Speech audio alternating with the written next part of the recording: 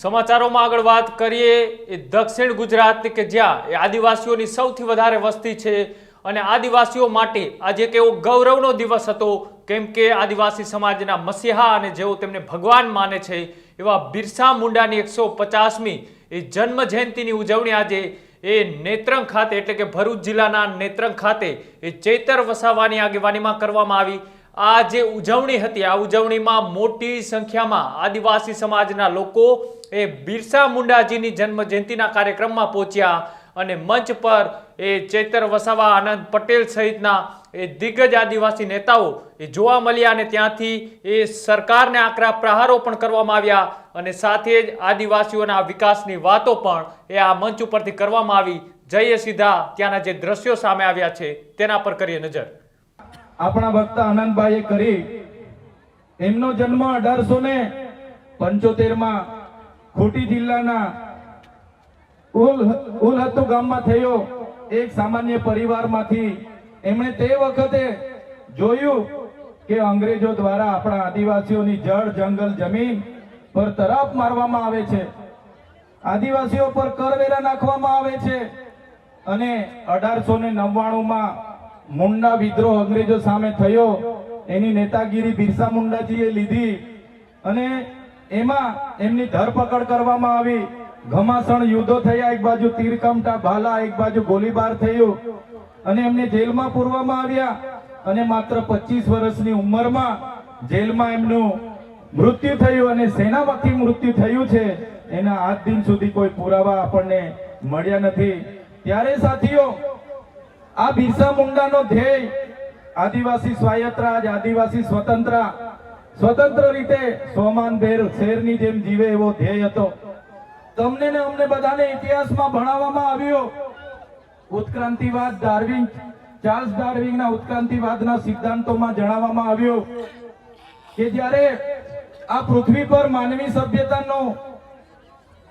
સભ્યતાનું ઉત્પન્ન થયું ત્યારે આદિમાનવ તરીકે સૌપ્રથમ પૃથ્વી પર આદિવાસીઓ આવ્યા। શરૂઆતમાં પેડાની શોધ થઈ, અગ્નિની શોધ થઈ, ધાન્યની શોધ થઈ, ખેતીની શોધ થઈ અને બધા ખેતીની શોધની સાથે સાથે પરિવારો સાથે રહેતા થયા એટલે નાના નાના ગામો, નાના નાના કબીલાઓ બન્યા અને એ કબીલાઓના મુખીઓ બન્યા, સરદારો બન્યા અને શાંતિથી પ્રકૃતિ સાથેનું એમનું જીવન ચાલુ હતું। એ દરમિયાન આ દુનિયામાં સંપત્તિ માટે લડાઈ થઈ, સત્તા માટે લડાઈ થઈ, સ્ત્રીઓ માટે લડાઈઓ થઈ અને એમાં એ લોકોની જે સભ્ય સંસ્કૃતિ પોતાને માનનારા સમાજ દ્વારા આદિવાસી સમાજના એક કબીલા ઉપર આક્રમણો થયા। સામદામ દંડભેદ નીતિ અંતર્ગત જ્યારે આપણા આદિવાસી સમાજના એ લોકો સરેન્ડર નહીં થયા તો યુદ્ધો કરીને આપણા કબીલાઓ છીનવાઈ ગયા અને આપણું શોષણ થયું, ઘર્ષણ થયું, જળ જંગલ જમીનો છીનવાઈ અને તમે જોયું હશે આપણા દેશ પર બહારથી મુગલો આવ્યા, ડચો આવ્યા, હુણો આવ્યા, અંગ્રેજો આવ્યા, પોર્ટુગીઝો આવ્યા, ફ્રેન્ચો આવ્યા અને આ અંગ્રેજોએ પણ 200 વર્ષ આપણા દેશ પર રાજ કર્યું। એ ઇતિહાસથી લઈને આજ દિન સુધી આદિવાસીઓનું માત્ર ને માત્ર શોષણ થતું આવ્યું છે।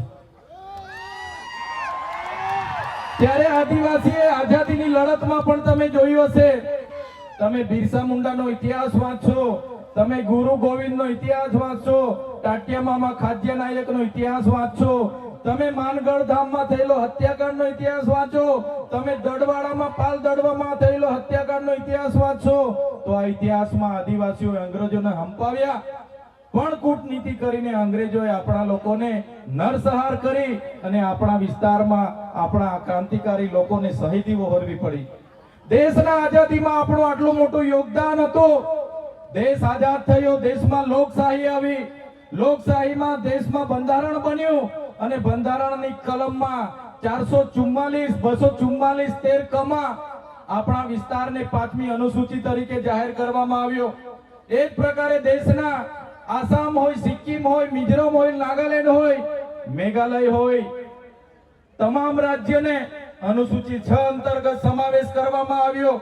ત્યારે અનુસૂચિ 6 ત્યાં લાગુ કરવામાં આવી અને ગુજરાતમાં આજ દિન સુધી અનુસૂચિ 5 લાગુ કરવામાં નથી આવી અને આ સત્તામાં બેઠેલા લોકો અનુસૂચિત 5 લાગુ હોવા છતાં પોતાનો સત્તાનો દુરુપયોગ કરીને આદિવાસીઓની જમીનો છીનવી રહ્યા છે, આદિવાસીઓના ખનીજો છીનવી રહ્યા છે, કુદરતી સંપાદનો છીનવી રહ્યા છે, રોડના નામે, ડેમના નામે, આ વિસ્તારમાં કોરિડોરના નામે, જીએમડીસીના નામે, હાઇડ્રો પાવરના નામે, જીઆઈડીસીઓના નામે, સરકારી આવાસોના નામે, સ્ટેચ્યુના નામે આજે આદિવાસીઓને એમની જમીનો છીનવાઈ રહી છે.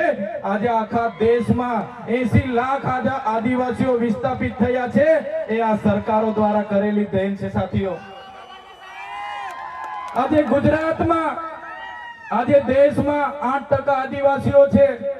2011 ની વસ્તી ગણતરી પ્રમાણે 11 કરોડથી પણ વધારે દેશમાં આદિવાસીઓ છે. આજે ગુજરાતમાં 15% આદિવાસીઓ છે. 1,25,00,000 આદિવાસીઓ ગુજરાતમાં છે. 29 જાતિઓ ગુજરાતમાં આદિવાસીઓની છે. આજે તમે મને બતાવો કયા ક્ષેત્રમાં આદિવાસીઓ 15% છે, બતાવો મને. તમે સચિવાલયમાં જશો, આદિવાસીઓનું લિસ્ટ તમે માંગજો. તમે હાઈકોર્ટના જજની યાદી જોઈ લેજો. તમે ઇન્ડસ્ટ્રીયલના આપણા આદિવાસીઓને કેટલા લાભો મળ્યા છે જોજો. તમે રિયલ એસ્ટેટમાં આપણા આદિવાસીઓની સંખ્યા જોજો.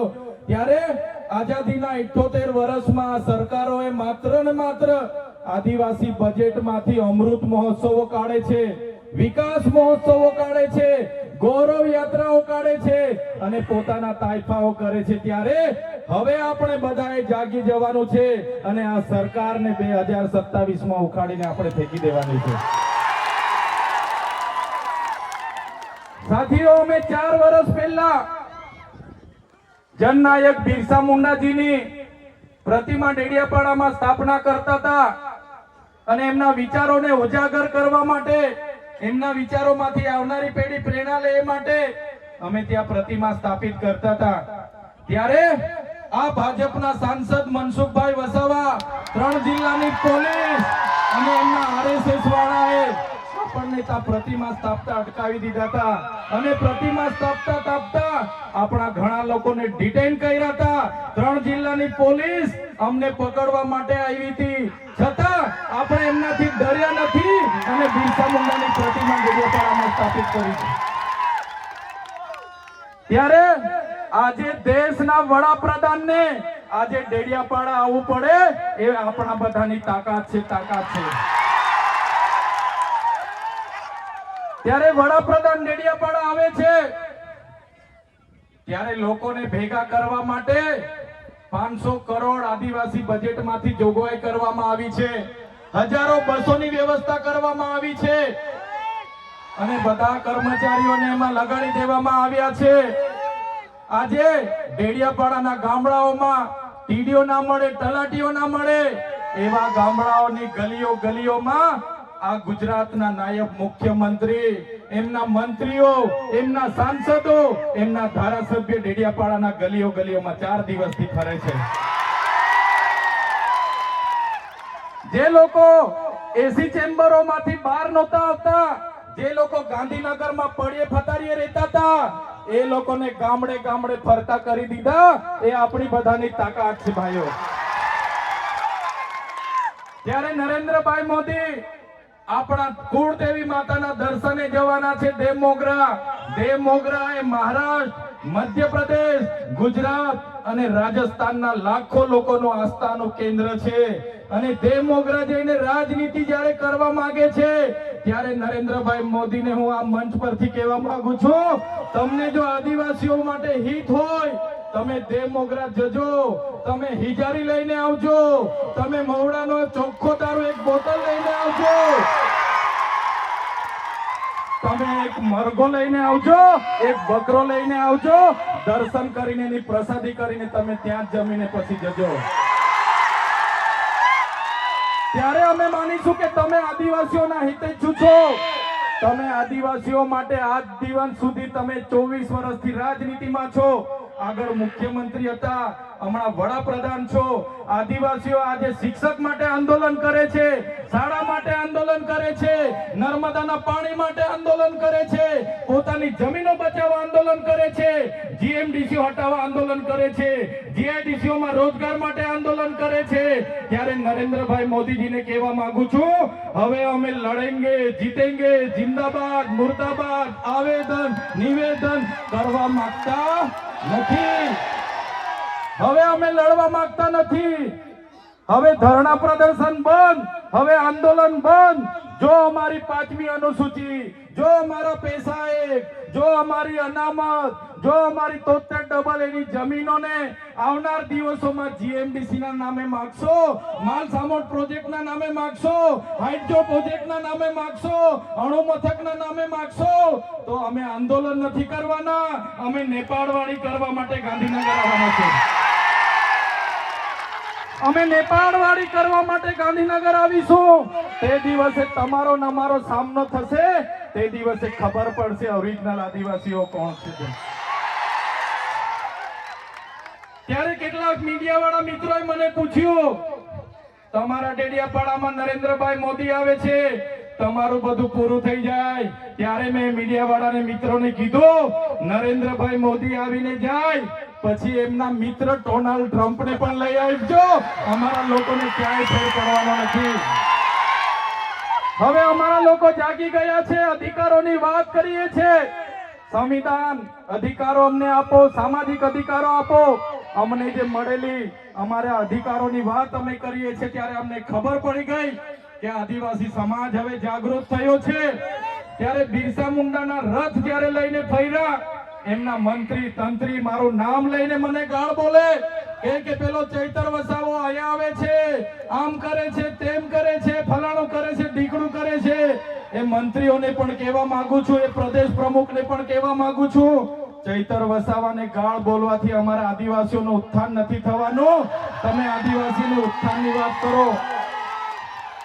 મને ગાળ બોલવાથી અમારા લોકોનો જો વિકાસ થઈ જવાનો હોય તો હું દરરોજ તમારી ઓફિસે તમારી ગાળ ખાવા માટે પણ તૈયાર છું.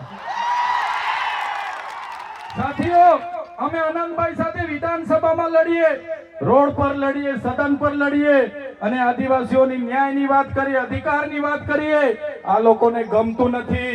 આનંદભાઈ પર અનેક કેસ થાય, મારા પર અનેક કેસ થાય, અમને જેલોમાં નાખવામાં આવે, પણ અમે આ સરકારની જેલોથી અમે ડરવા વાળા લોકો નથી, અમે લડવા વાળા લોકો છે.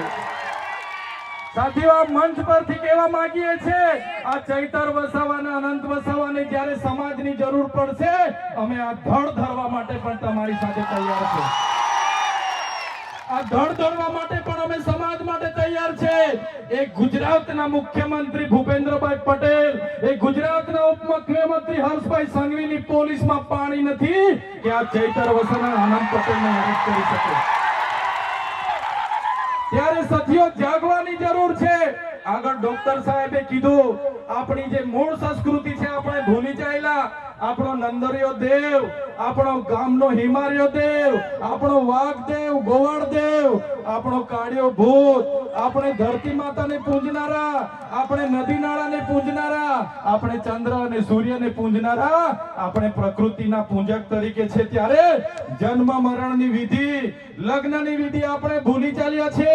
ત્યારે આજે આ લોકો આપણા પર જાતિનો દાખલો માંગે છે, પુરાવા માંગે છે. ભણેલા છોકરાઓને પૂછી લો. સાથીઓ, જે આપણી રીત પરંપરાઓ છે, આપણો જે પહેરવેશ છે, આપણા પૂર્વજો આઝાદી પહેલા ઓળખી કાઢતા હતા. ગોરા અંગ્રેજો આવ્યા, એમના પહેરવેશ, એમની બોલી પરથી આપણા પૂર્વજો જાણી ગયા કે આપણા દુશ્મન છે. આજે તો આપણે એ લોકોની સંસ્કૃતિ અપનાવતા થઈ ગયા, એ લોકોના પેન્ટ શર્ટ પહેરતા થઈ ગયા, એ લોકોના જીન ટી શર્ટ પહેરતા થઈ ગયા, એ લોકોના બૂટ સૂટ આપણે પહેરતા થઈ ગયા. આપણી બહેનો પણ આજે પંજાબી પહેરતી થઈ ગઈ, ડ્રેસ પહેરતા થઈ ગયા, ચણિયા ચોરી પહેરતી થઈ ગઈ, જીન્સ ટી શર્ટ પહેરતા થઈ ગયા. ત્યારે આવનારા દિવસોમાં આપણો દુશ્મન કોણ છે તે આપણને ખબર પડવાની. ત્યારે આપણે મૌલિક નૈતિક મૂલ્યો આપણે જાળવવા પડશે. આપણી બોલી ભાષા આપણે સાચવવી પડશે. આપણો પહેરવેશ, આપણી સંસ્કૃતિ, આપણા વારસામાં મળેલી આપણી પરંપરાઓ, રીત રિવાજો આપણે સાચવવા પડશે. સાથીઓ, આપણા વિસ્તારમાં વૈશ્વિકરણના નામે જમીનો છીનવાય છે, ઔદ્યોગિકરણના નામે જીઆઈડીસીઓ આવી એમાં જમીનો છીનવાઈ ગઈ, અને તમે જોઈ લો આજે ધર્માંતરણના નામે આદિવાસીઓને ભોળવામાં આવે છે, આજે શિક્ષણના નામે ધર્મના પ્રચારો થાય છે. ત્યારે મારા આદિવાસી સાથીઓને કહેવા માંગુ છું, જે દિવસે આપણે આજે આદિવાસી તરીકે મટી જઈશું તે દિવસે આપણું અનામત પણ આપણને મળવાનું નથી. તે દિવસે આપણી જમીનો પણ બચાવી નથી શકવાના, સંવિધાને આપેલી જળ જંગલ જમીન પરના અધિકારો પણ નથી બચાવી શકવાના. ત્યારે આ લોકોને આપણે કહેવાનું છે કે આપણે હવે ઓરિજિનલ આદિવાસીની રીત રિવાજમાં, પહેરવેશમાં, આવા કાર્યક્રમમાં આપણા હોજારો સાથે, વાજિત્રો સાથે ઉપસ્થિત થયેલા છે. ત્યારે મારા તમામ વડીલો, તમામ યુવાનો, માતા બહેનોને વિનંતી છે કે આ કાર્યક્રમ એ સમાજનો કાર્યક્રમ છે, અને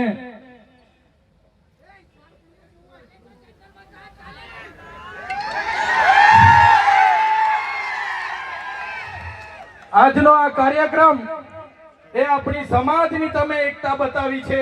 આજે ભાજપના નેતાઓને, ભાજપના મુખ્યમંત્રી, ઉપમુખ્યમંત્રીને અને ભાજપના વડાપ્રધાનને આદિવાસીઓની તાકાત આજે આપણે બતાવી દીધી છે. એ બદલ બધાનો ખૂબ ખૂબ આભાર. આ આપણી તાકાત છે, અને જ્યારે પણ કોઈ જીએમડીસી ની વાત આ વિસ્તારમાં લઈને આવશે, જ્યારે પણ આ વિસ્તારમાં હાઇડ્રો પ્રોજેક્ટના નામે ગામડાઓ વિસ્થાપિત કરવાની વાત કરશે, કોરિડોરના નામે ગામડાઓને વિસ્થાપિત કરવાની વાત આવશે, માલસામોડ પ્રોજેક્ટના નામે ગામડાઓ વિસ્થાપિત કરવાની વાત આવશે, કે કેવડિયાની મારી બહેનોને હેરાન કરવાની વાત આવશે, તે દિવસે પણ આવો ઘોડાપુર આપણે પહોંચવાનું છે. તે દિવસે પણ ઘોડાપુર થઈને આપણે પહોંચવાનું છે. ત્યારે મારા સાથીઓ, મારા વડીલો, મારા યુવાનો, બાળકો, સૌ તમે પોતાના વિસ્તારમાંથી પોતાના રોટલા ખાઈને, પોતાના ભાડે થઈને તમે અહીંયા પહોંચેલા છો. ત્યારે આજ તમારો ભાવ, આજ તમારા અમારા પ્રત્યેનો પ્રેમ, આજ તમારો સહકાર અમારી તાકાત છે. આજે અનંતભાઈ અને હું જ્યારે આવડી મોટી સરકાર સામે લડતા હોય, આ સરકાર પર પોલીસ છે, આર્મી છે, એમના કલેક્ટર છે, એમના એસપી છે, એમની કોર્ટો છે, એમનું તંત્ર છે, યંત્ર છે, મંત્ર છે.